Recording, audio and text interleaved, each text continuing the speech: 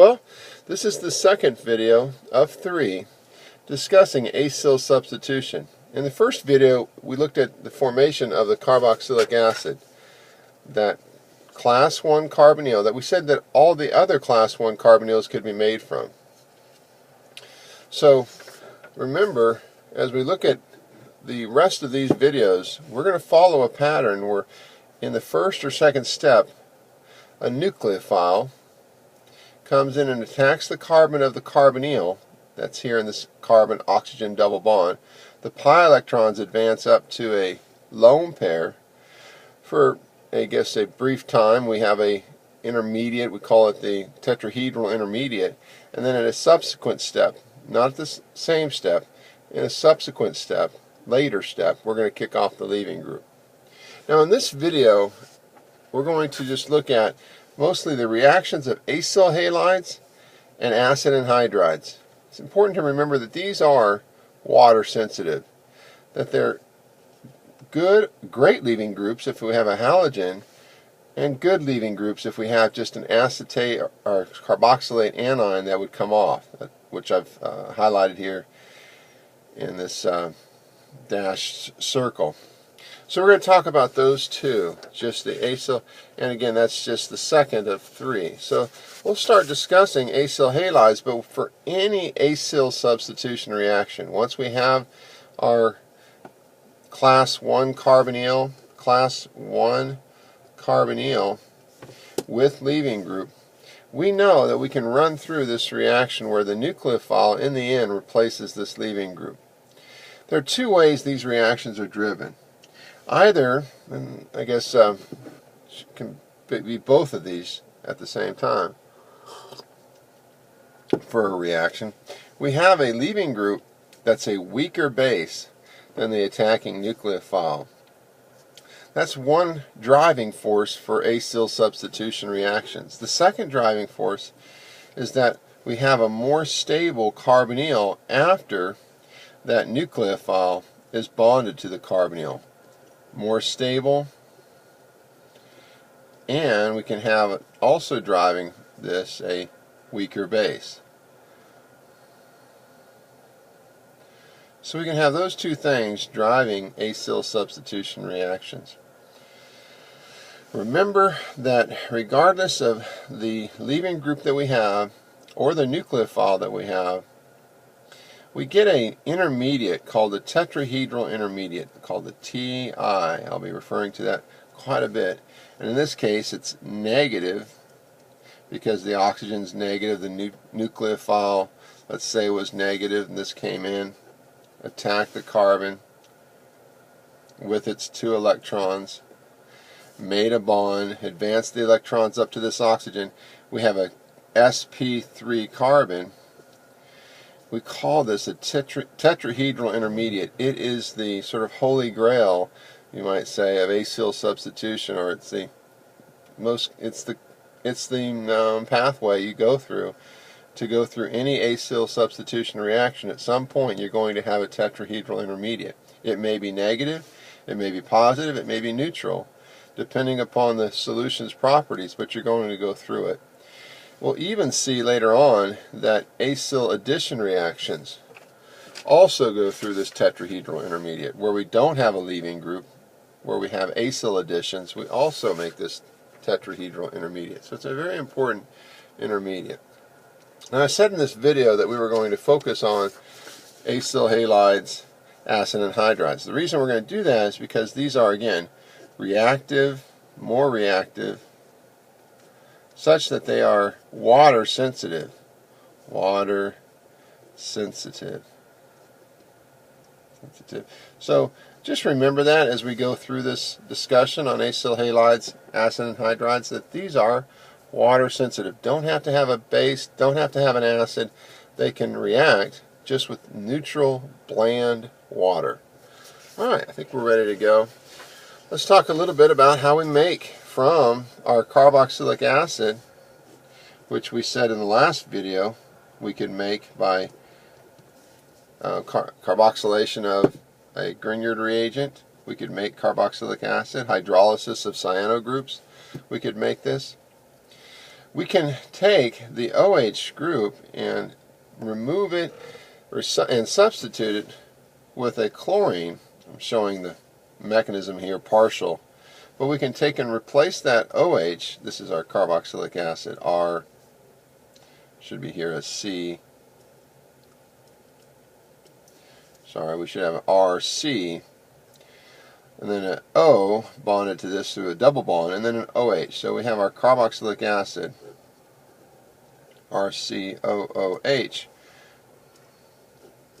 If we take RCOOH, we draw out some carboxylic acid, it doesn't matter. If we add a Lewis acid, very reactive thionyl chloride without water present, we can have a substitution of that OH to form a carbon-chlorine bond, just like we had substitution of alcohols using thionyl chloride.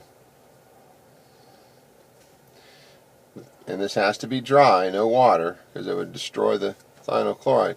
Just like in the previous videos, we've talked about how OHs can be replaced with chlorines. This is now a good leaving group. Good leaving group. How this can be replaced with a chlorine. So we can have this partial mechanism shown here where we come in and attack the sulfur, advance the electrons. We get to this first step.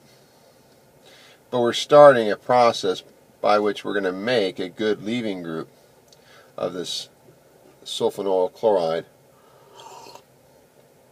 And that later on we will kick off HCl, SO2, and in the end this alcohol will go to an alkyl halide. So we aren't showing the full mechanism here, we're just showing the first step. We could also show the first step of a carboxylic acid attacking the sulfur here. Now it's drawn from this oxygen because I just want to show quickly that we can have something very similar to what we've seen before, but it's actually through this one. It's maybe a little less accurate to show it attacking through this oxygen. But either way, we create a good leaving group.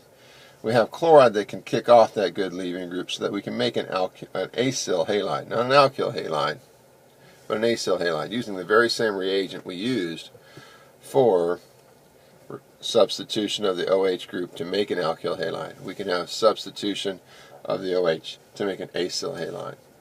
So you just want to know that you can use thionyl chloride, phosphorus tribromide, in dry conditions or non-aqueous conditions to make an acyl halide. Once we have the acyl halide, we can do a lot of great chemistry. So once we have that acyl halide,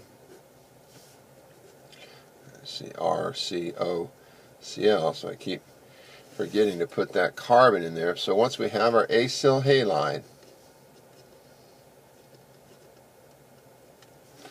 we can react that with carboxylic acids. We can react with alcohols, amines, water. We can take and replace, with the chlorine being a great leaving group, we can replace it with the nucleophile shown here. This is just our leaving group. This is the acyl halide. Very good leaving group again. And we're just replacing it with the nucleophile.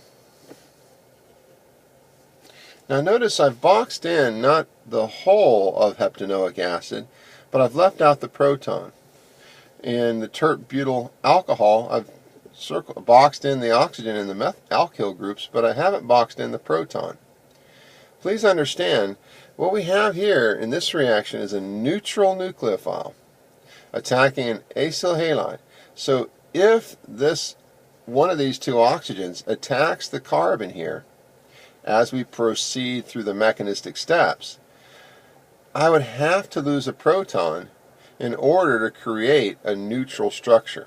I would have to, because attacking through either of these two oxygens, this carbon gives that oxygen a positive charge, whichever one you use to attack. So in the end, this has to be coming off with the leaving group. So we would have this plus HCl, because this proton cannot stay on. Let's find that nucleophile so I can box this in. and say this is the nucleophile attached to the carbon here in the acyl halide minus the chlorine. Now that came off as a leaving group, but the proton had to come off too.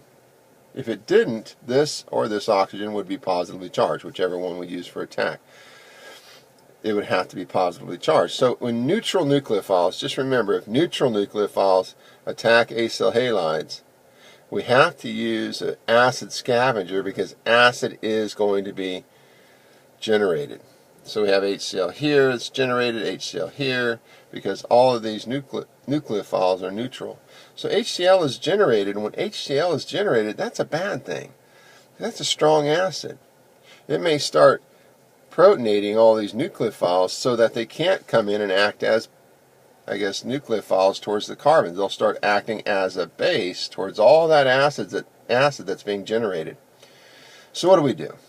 Well, we use an acid scavenger.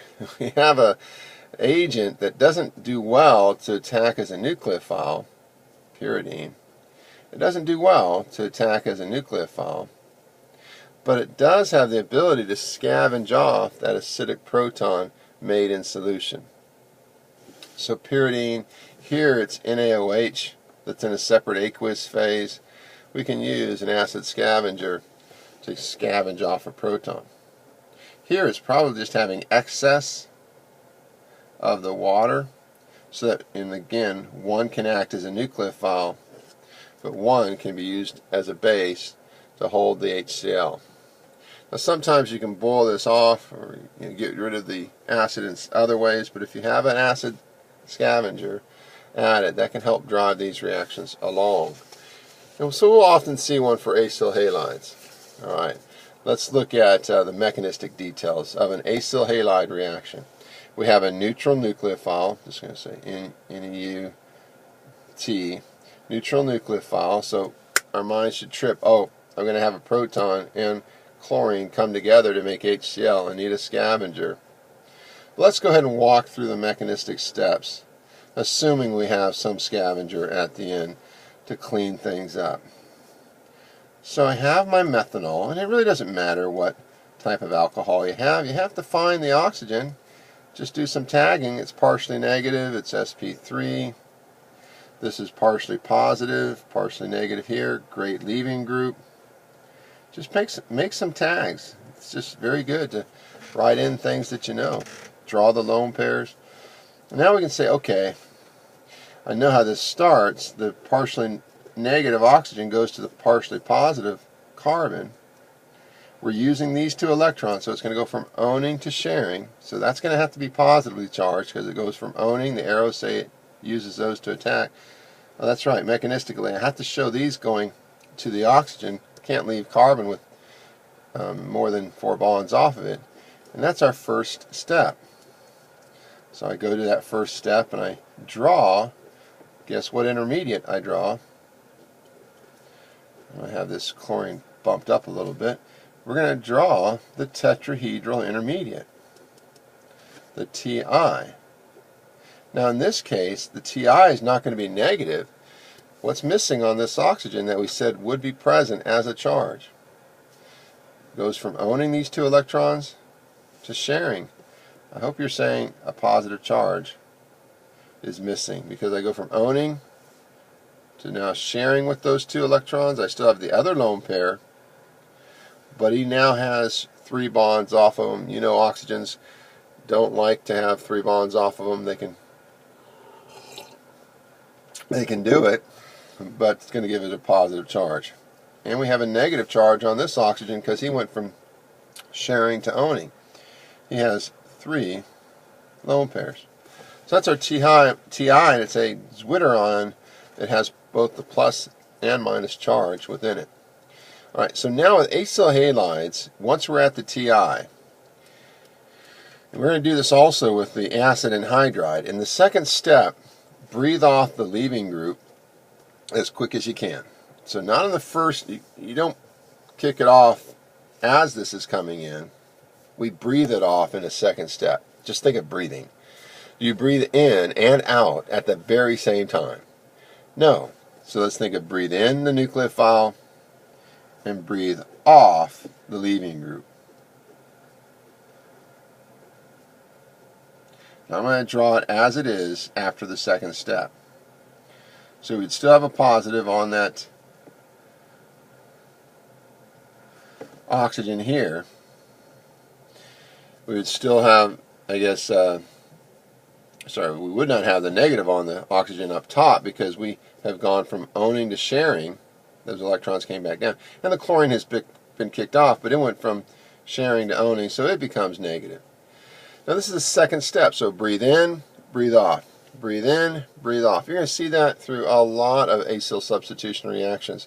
A breathe in, breathe out sequence of steps somewhere in that reaction, whether it be the first step and second step, third step, this sequence of breathing in and then breathing off. Now I know this isn't the product. I would have as the last step the abstraction of that proton. Remember we said any neutral nucleophile, last step is going to be scavenging of that proton, or ripping off of that proton, generating HCl, and then something has to keep that HCl from gumming up the works. Because folks, we want this to act as a nucleophile. If the HCl concentration just increases over time, we're going to have problems because it'll start protonating this oxygen.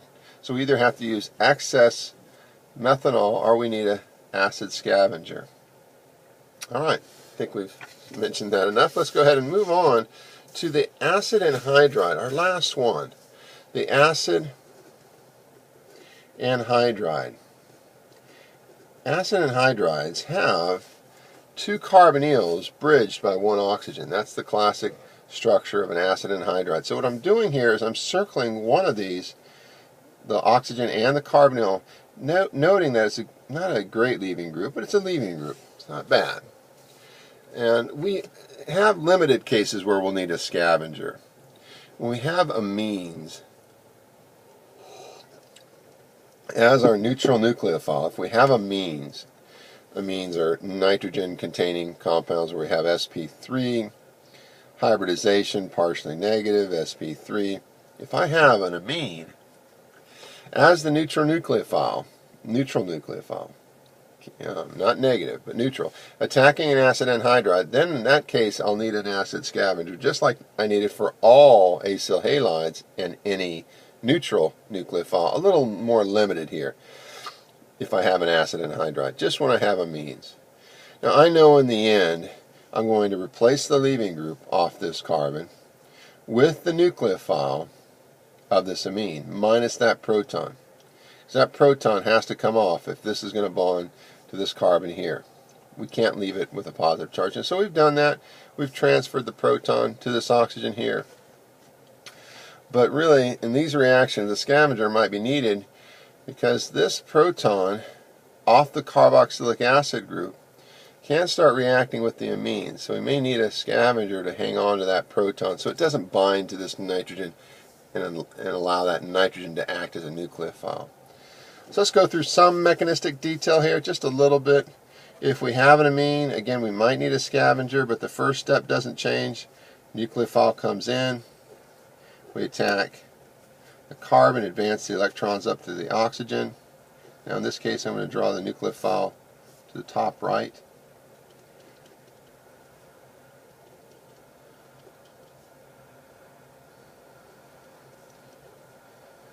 Now, everything else on the bottom side here doesn't change. Now what charge does this nitrogen have? If it used its lone pair, only has one, binds that lone pair to this carbon, what charge? It goes from owning to sharing.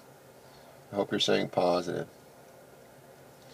Now we know that with the acyl halides we always breathe in and breathe out as fast as we can. We do the same thing with acid anhydride. So the second step would be to come down with the lone pair off the oxygen that's negative in this Ti. That's both positive negative. It's the zwitteronic form, the neutral form. We breathe off the leaving group as fast as we can. So first and second steps, just like with acyl halides, acid anhydrides, we have breathe in the nucleophile and then breathe off that leaving group. Now notice the leaving group here has a negative charge on this oxygen. This proton may not stop and stay on this carboxylate. These amines are pretty dang basic. It can come back and rip off that proton, and we don't want that. We don't want this to act as a base and rip off the proton. We want this to act as a nucleophile. So again, it might be necessary to have an acid scavenger. Let's stop there though and say, let's see, we have one, and we end up working up the product, putting that proton back on to give us our neutral product. Let's go through a one that does not need a scavenger and talk about why it doesn't. So we do the same thing if we have an alcohol. It's a little less reactive, less nucleophilic, but we can attack. These are reactive enough to give us significant reaction rates where we